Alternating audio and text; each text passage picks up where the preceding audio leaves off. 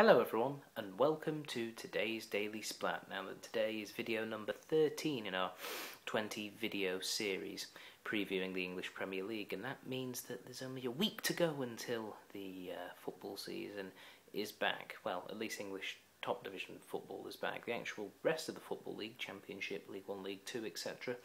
have already kicked off. They've kicked off today, so very exciting. The new season is here.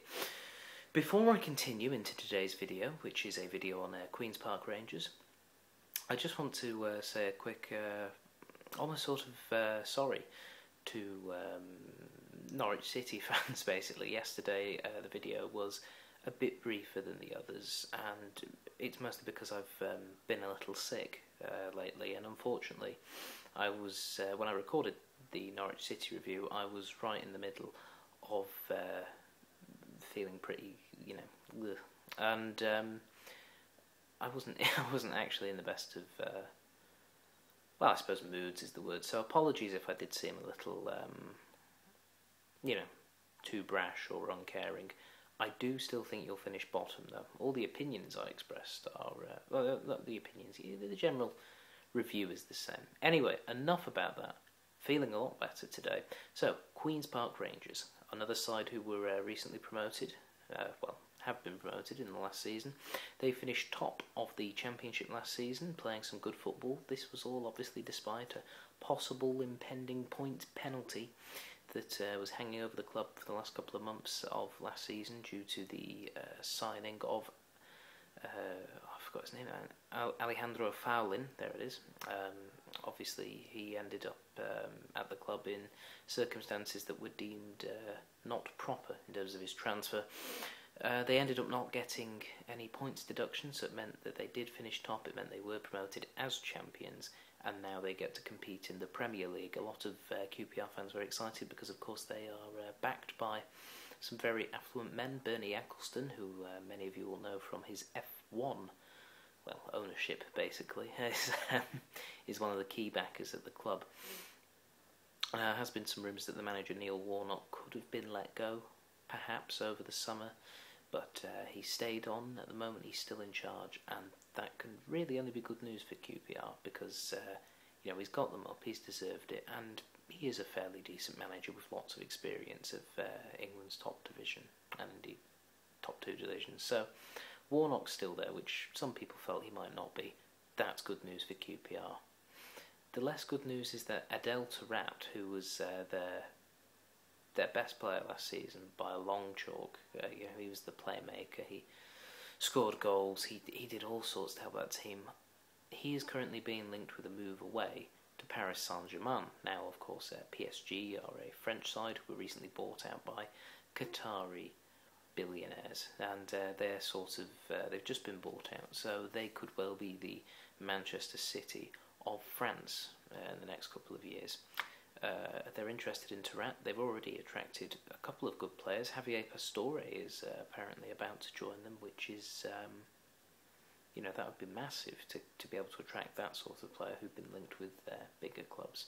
So obviously if they do go in for Taarabt, it seems likely that he'll go, and in fact he has confirmed that he's in talks with PSG. Now it might not go ahead, it might do, but if they do lose Taarabt, that is a big blow for QPR. Fortunately they have brought in some players. They haven't been spending as much money as some people thought they might. In fact, they've only signed the one player, for money that is, and that is DJ Campbell from Blackpool. Now, DJ Campbell did very well in the Premier League for Blackpool last season. He couldn't keep them up, but he still managed to get 13 goals, which was a very impressive return. I think he was second to only Darren Bent in terms of English players who scored goals. Yes, only Darren Bent. I'll try to rephrase it. DJ Campbell was the second most prolific forward in terms of goals who was English in the Premier League last season. There we go. That's what I was trying to say. So, if he can repeat that form or even improve upon it this season with QPR, that's a good signing.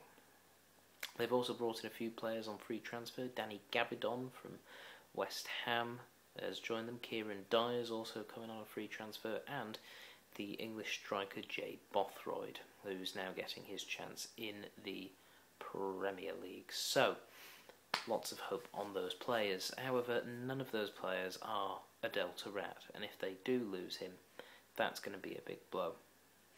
But even if they lose to Rat, I don't think QPR are going to be relegated. Certainly, they will be seen as one of the teams that could be in danger, in particular because they have quite a few players that don't have any Premier League experience. But I believe Queen's Park Rangers will survive. I actually think they're going to finish 13th. Now, of course, I'm willing to admit I may be wrong. They may end up doing a derby and just barely getting any points and finishing bottom with a record low point score. But I really don't think that's going to happen. I think the combination of some, they've brought in some players who have Premier League experience, which is important. And they've got a good base to work from already, with or without Tarat. Tarat would just be. He would just make it so much better for them. It would be important that they keep hold of him. All in all, basically, I think they're going to be fine. It's all about survival for the promoted sides, and obviously QPR surviving. They're the team of the three that I think will be expected to survive, and I think they will. In fact, I think they're going to finish 13th. They could even possibly finish as high as 11th, I'd say. I don't think they'll break into the top half of the table, but I certainly don't think they're going to get relegated. I think they will survive. However, it might not be as high as 13th. They could possibly finish as low as 16th or 17th. The point is, though, I do believe they will survive. Okay, that's all for today. Join me tomorrow when we'll be talking about Stoke City, and they had a very good season last season, obviously reaching the FA Cup final and other such good feats from that team. Will they improve? Well, obviously we'll find out in 9 months, but the preview is tomorrow, so everybody please tune in for that. Until then, bye-bye.